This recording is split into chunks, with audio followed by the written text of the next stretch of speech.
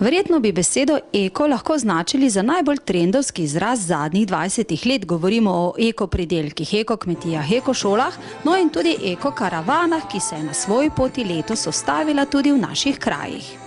Potuje nas približno 50-60, tako vsi nasmejani, radostni in tako poskušamo malo razveseliti še Štajersko letos. Za takšno obliko ozaveščanja o pravilnem odnosu do okolja so se odločili člani skupnosti za zavest Krišnje oziroma skupnost Hare Krišna in priložnost druženja smo izkoristili tudi za to, da nam bistvo religije predstavijo njeni člani. Hare Krišna izvira iz starodavne Indije. Osnova te filozofije in načina življenja so vede. To so starodavni sveti spisi, napisani v sanskrtu. To so najstarejši sveti spisi, na svetu stari več kot 5000 let. Tako da osnova te filozofije je ljubezen do Boga, ne nasilje, zato kot ste videli, smo tudi vegetarijanci. Ekokaravane organizirajo že 7. leto, potujejo po različnih slovenskih regijah in letos jih vodi pot tudi skozi našo občino.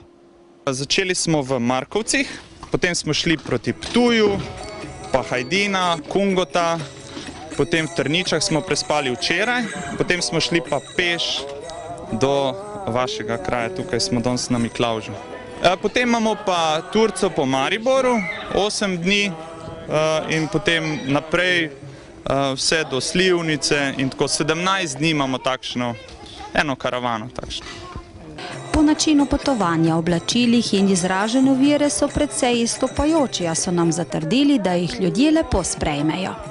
Sploh Štajerci so zelo odprti, zelo tako preprosti, ljudje nam pomagajo ali pa vprašajo, če bomo kaj spili, kaj pojedli, so zelo tako dobrovoljni.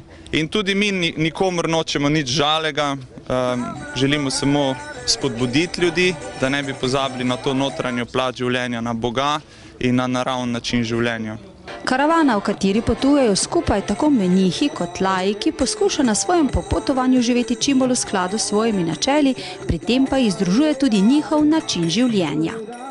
Ja, se pravi, mi pojemo sveta imena, ekokaravana, drugače mi se ukvarjamo z duhovnostjo, kot veste, prihajamo iz skupnosti za zavest Krišne, ampak ta projekt ekokaravane pa poskušamo ljudem sporočiti, da je treba na sebi delati. In se pravi, ekokaravana pomeni od čiste zavesti do čistega okolja, do čistih odnosov.